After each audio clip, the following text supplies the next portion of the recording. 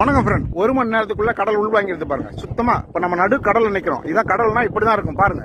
கடல்ல பாசி சேறு சகதியமா படர்ந்து இருக்கும். இப்ப தண்ணி ஓடுது பாருங்க. ரிட்டர்ன் பின்னாடி போகுது பாருங்க. இதுதான் பாதை, சிவன் காட்டுற பாதைன்னு சொல்றாங்க. இந்த பாதை வழியா தான் நம்ம கடலுக்குள்ள போவோமா. அதனால நீங்க பாத்துக்குங்க. சேரும் சகதியமா இருக்குது. இதுதான் கோவில். இந்த பாதை வழியா தான் சிவன் காட்டுற பாதைன்னு சொல்றாங்க. இந்த பாதை வழியா தான் நாம கோயிலுக்கு போகணும். கரெக்டா சரியா இன்னும் ஒரு மணி நேரத்துல இந்த கோயில் தண்ணியில மூழ்கிடும். அதுக்குள்ள நாம சாமி தரிசனம் பண்ணிட்டு வந்துடணும். பாத்துங்க, இதுதான் அந்த கோவில்.